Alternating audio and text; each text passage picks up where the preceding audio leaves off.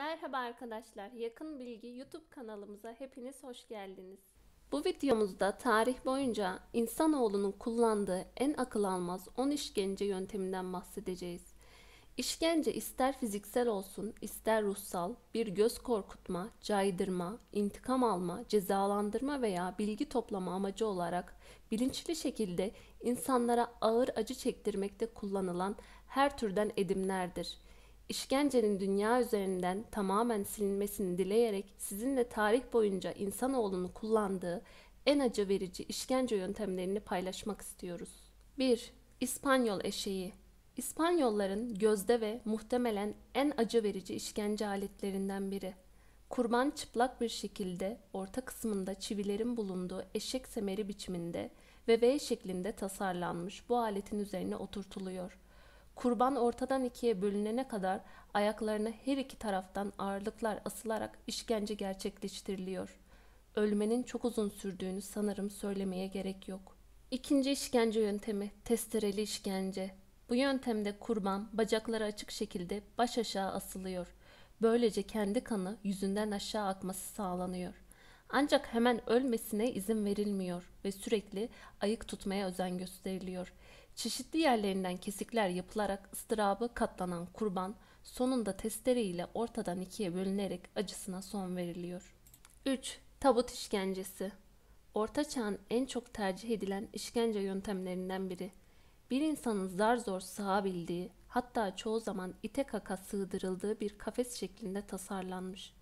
Kurban içine yerleştiriliyor ve yüksekçe bir yere asılıyor ve genellikle kargalar kurbandan kalanları yiyip bitirene kadar da aşağı indirilmiyor. 4. Askı.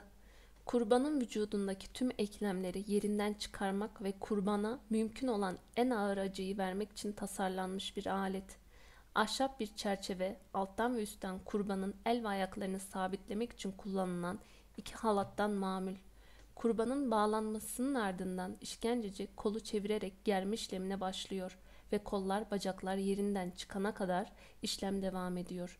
İşkencecinin keyfine göre kollar ve bacaklar tamamen kopup vücuttan ayrılana kadar devam ettiği de oluyormuş. 5. Sıçan işkencesi. Bir insanı dev boyutlu sıçanlarla aynı odaya kapatmak bile bir işkenceyken anlaşılan o ki Orta Çağ insanına bu yetmemiş. En sadist işkence yöntemlerinden birini bulmuş Orta Çağ insanı. Alt kısmı açık bir kafes, kayışlarla kurbanın karın bölgesine yerleştirilmiş ve içine büyük büyük sıçanlar konulmuş.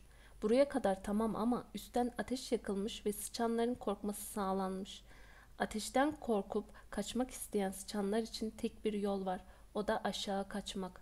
Ateşten kaçmak isteyen sıçanlar kurbanın karnını parçalayıp içine giriyor. Sonuç ne mi? Karnı parçalanarak ölmüş bir insan. 6. Küvet. Tarih boyunca küvete oturtmak diye bilinmiş. Suçlu bulunan kişi sadece başı dışarıda olacak şekilde tahta küvetin içine oturtuluyor. Ardından yüzü bal ve süt karışımı ile kaplanıyor ve sineklerin beslenmeye başlanması bekleniyor. Ayrıca kurban düzenli olarak besleniyor ki kendi dışkısının içinde yüzebilsin. Birkaç günün ardından sinekler, kurtlar, böcekler derken kurban canlı canlı çürüyor. 7. Pirinç boğa. Sicilya boğası olarak da bilinen bu yöntem Antik Yunan'da keşfedilmiş. Yanında bir kapağı bulunan yekpare pirinçten imal döküm boğa. Kurban bu kapaktan boğanın içine yerleştiriliyor ve boğanın altında bir ateş yakılıyor ve kurban çığlıklar içinde yavaş yavaş pişiyor. Boğanın özel dizaynı sayesinde kurbanın çığlıkları çok daha ekolu ve güçlü şekilde duyulabiliyor. 8.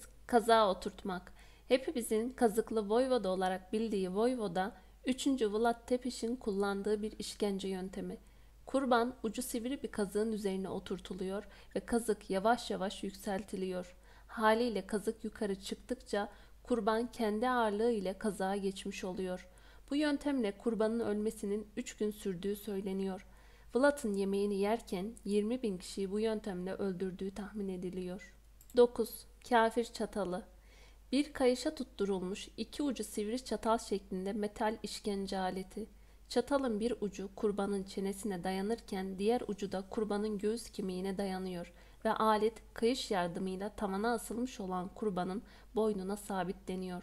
Kurbanın ölmemesi için asla uyumaması lazım. Eğer uyursa veya başı bir şekilde öne düşerse çatal hem çeneden hem de göğüsten delip geçiyor. Ve geldik son işkence yöntemine. 10. Yahudi kızağı. Kazağa oturtmak ile benzer bir mantığı vardır.